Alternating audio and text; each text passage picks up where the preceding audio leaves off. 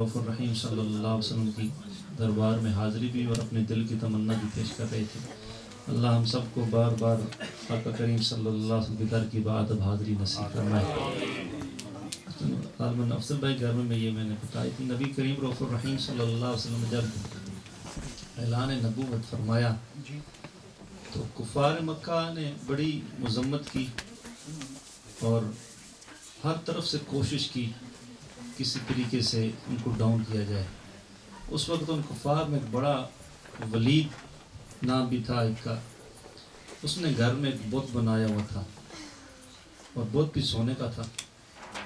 तो एक दिन वो उसकी इबादत कर रहा था तो बुत से आवाज़ आई। वो आवाज़ क्या थी? नऊज़ बिल्लाह, आवाज़ ये थी कि ये मोहम्मद झूठे हैं, ये दीन ठीक नहीं है, ये मतलब है जादूगर हैं वगैरह। वो बड़ा खुश हुआ कि आज तो मेरी जो सारी कीमत है वसूल हो गई। तो उसने सारे अपने साथियों को बुलाया तो सबके सामने वो बहुत अंदर से आवाज़ आई, सारे खुश हो गए। उन्होंने कहा जी ऐलान कर दो, कल सारे जमा हो जाएं। तो ऐलान कर दिया गया, पूरे का पूरा जितने भी कुफ़ार थे सारे जमा हो गए। आज तो बस हमारी ईद होगी, हमारा जो खुदा है वो तो बोल पड़ा है और वो कह रहा है कि ये ठीक नहीं है। तो जब आका करीम रऊफ़ुर रहीम सल्लल्लाहु अलैहि वसल्लम को बुलाएगा, आप भी आ जाइए, अब देख लें, अपनी आंखों से देख लें, कानों सुन लें, ये बहुत हमारा खुदा बोल रहा है और आपके खिलाफ कह रहा है। नबी करीम रऊफ़ुर रहीम सल्लल्लाहु अलैहि वसल्लम, सारे कुफ़ार जमा हैं उसके घर में, बड़ा मजमा लगा है कि आज वक्त आ गया है कि हक़ व बातिल के दरमियान फ़र्क अपने नहीं करने वाले थे। वो जैसी बुत के सामने नबी सल्लल्लाहु अलैहि वसल्लम आए तो उसने को पूजा पाठ उसकी की। वलीद ने कहा बोल बोल, जो कल बोला था बोल आज। उसने कहा, बहुत कदर से आवाज़ आई, ये तो अल्लाह के रसूल हैं, ये तो बड़े हसीन व जमील हैं, ये तो जो कहते हैं हक कहते हैं, जो दीन लेकर आए वो भी हक है। सारे हक्का बक्का परेशान रह गए कि बुलाया किस लिए था और फंस के आगे खुद ही। उसने बड़ा उसको हिलाया उला, वही आवाज़ें आई जा रही हैं अंदर से, ये तो बड़े अच्छे हैं, ये तो बड़े हसीन व जमील हैं, ये जो कहते हैं हक कहते हैं, सच कहते हैं, ये तो अल्लाह की तरफ बुलाते हैं। उसने बुत को उठाया, उठा के ज़मीन पर फेंका और बिल्कुल तोड़ दिया। आका करीम रऊफ़ुर रहीम सल्लल्लाहु अलैहि वसल्लम मजलिस से निकले। अब जब निकले आपने एक सवार देखा, उस सवार के हाथ में तलवार, और वो आका करीम रऊफ़ुर रहीम सल्लल्लाहु अलैहि वसल्लम के पास आता है, कहता है अस्सलामु अलैका या रसूल अल्लाह,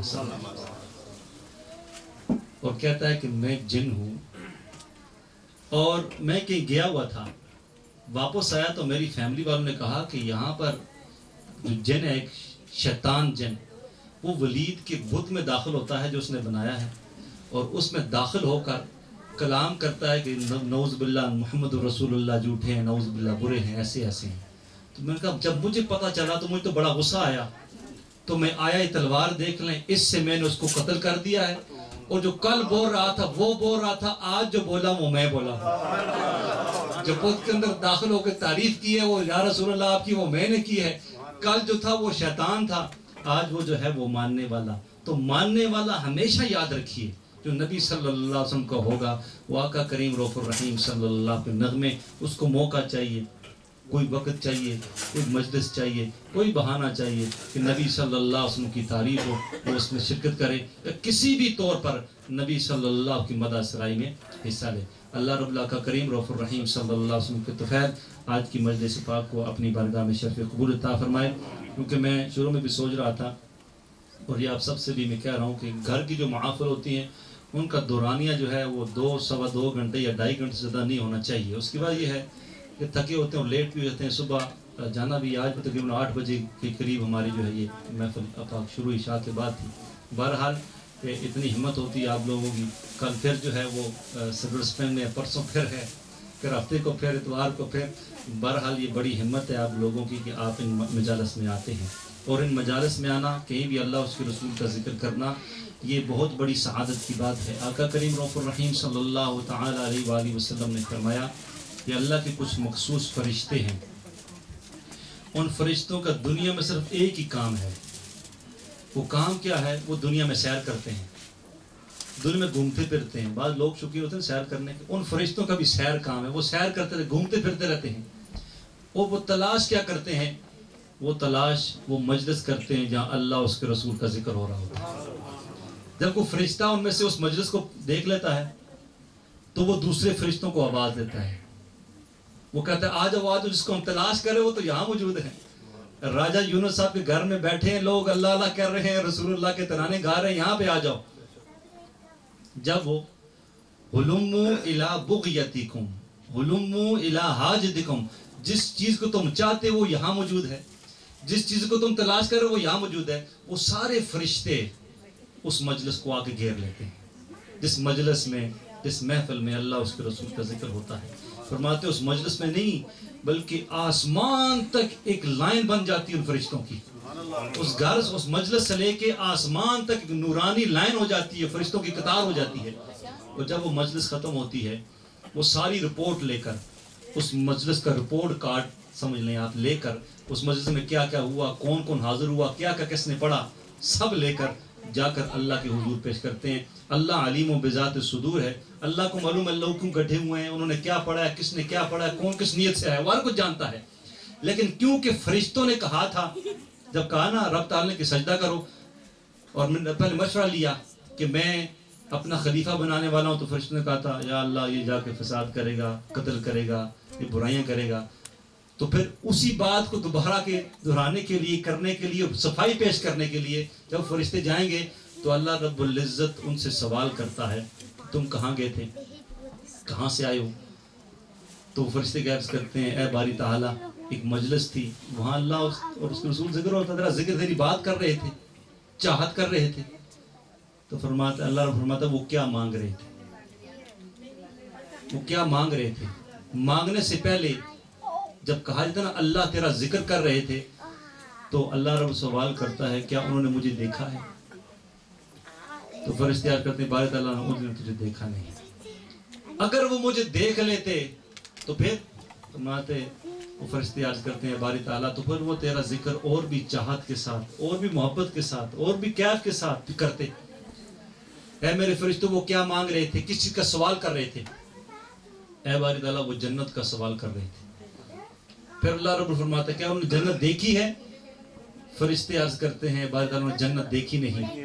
فرمایا اگر وہ جنت دیکھ لیتے تو اے باری تعالیٰ اگر وہ جنت دیکھ لیتے تو اور بھی محبت کے ساتھ، ذوق کے ساتھ، پیار کے ساتھ، اخلاص کے ساتھ اور توجہ کے ساتھ جنت کا سوال کرتے. اچھا وہ کس چیز سے پناہ مانگ رہے تھے؟ اے باری تعالیٰ جہنم سے، کہ جہنم انہیں داخل نہ کرنا، جہنم کی آگ سے پناہ مانگ رہے تھے. کیا انہوں نے جہنم دیکھی ہے؟ باری تعالیٰ نہیں دیکھی. اگر وہ دیکھ لیتے، اگر وہ دیکھ لیتے تو پھر اور بھی ذوق اور شوق اور استقامت کے ساتھ دعا کرتے کہ تو جہنم سے ان کو بچا لے. اللہ رب فرماتا ہے فرشتوں میرے گواہ ہو جاؤ میں نے ان سب کی مغفرت کر دی، میں نے ان سب کی مغفرت کر دی. فرشتے کہتے ہیں باری تعالیٰ ان میں سے ایک شخص تھا، وہ ان میں سے نہیں تھا، ان میں سے ایک شخص تھا جو ان میں سے نہیں تھا. وہ کسی اپنے کام کے لیے آیا تھا، اپنے کام کے لیے آیا تھا، لیکن اس نے دیکھا کسی اپنے کام سے کسی بندے کے ساتھ کام تھا، لیکن وہ آ کے ان کے ساتھ بیٹھ گیا. وہ ذکر کرنے نہیں آیا تھا، وہ مجلس میں نیک عمل کرنے کی غرض سے نہیں، تو وہ تو اپنے کسی کام سے آیا تھا، کسی بندے کے ساتھ کام تھا، تو اس نے دیکھا وہ وہاں بیٹھا، وہ بھی جا کے بیٹھ گیا. تو اللہ رب فرماتا ہے ہم القوم لا یشکا بہم جلیسہم، یہ وہ لوگ ہیں جن کے پاس کوئی بیٹھ جاتا ہے وہ محروم نہیں رہتا، میں نے اس کی بھی مغفرت کر دی. تو یہ مجالس یہ ہے نا، ان کی فیض و برکات ایسے ہوتے ہیں کہ جب یہ منعقد کی جاتی ہیں تو دوسرے الفاظ میں سمجھیں آپ کہ اللہ کی رحمتوں کا نزول ہوتا ہے اور یہ مغفرت کا بہانہ ہے، جہاں اللہ اور اس کی جو عنایت اللہ کی ہے، اللہ کی جو نعمت ہے، نعمت کبریٰ ہے، جناب محمد رسول اللہ صلی اللہ علیہ وسلم کا ذکر کرتے ہیں، آپ کی تعریف بیان کرتے ہیں، مدح سرائی کرتے ہیں، وہاں پر اللہ رب العزت کی رحمتوں کا نزول ہو کر ہمارے گناہوں کی مغفرت ہو جاتی ہے. یہ جنت کا پروانہ سمجھ لے آپ، لیکن جنت کا پروانہ سمجھ کے کوئی یہ نہ سمجھ لے کہ بس پروانہ مل گیا میرے کو تو میں جیب میں ڈال لوں جو مرضی کرتا جاؤں. ایسا ہرگز نہیں، یاد رکھیے ساتھیوں. آقا کریم رؤوف الرحیم صلی اللہ علیہ وسلم نے صحابہ کرام کو، عشرہ مبشرہ کو اپنی حیات میں ظاہری سب عشرہ مبشرہ کو جنت کی بشارت دے دی. کیا ان کے بعد انہوں نے عمل کرنا چھوڑ دیا؟ کیا نمازیں پڑھنی چھوڑ دی؟ روزے رکھنے، صدقہ و خیرات کرنی چھوڑ دی؟ انہوں نے نیک اعمال کرنے، ذکر اذکار کرنے چھوڑ دیے؟ نہیں.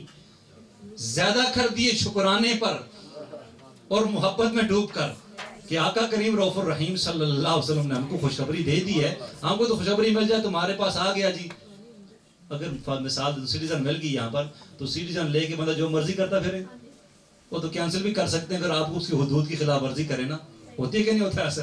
اب کر دو جیل میں ڈال دیتے ہیں, کہتے ہیں آپ نے رول ریگولیشن کے خلاف کر دیا ہے, یہ رولز ہیں ان کو فالو کرنا ہے آپ نے. تو الحمدللہ اللہ نے ہم کو مسلمان بنایا, اس کا شکر ادا کرتے ہیں. آقا کریم رؤوف الرحیم صلی اللہ کی امت میں رکھا ہے, اس کا شکر ادا کرتے ہیں. اللہ نے یہ مجلس سجانے کی, اس میں آنے کی توفیق عطا فرمائی, ہم اس کا شکر ادا کرتے ہیں. آپ اس شکر کے اظہار کے لیے پریکٹیکلی لائف میں زبان بولے تو سچ بولے, آنکھیں دیکھیں تو حلال دیکھیں, ہاتھ بڑھیں تو حلال کی طرف, پاؤں چلیں تو حلال کی طرف.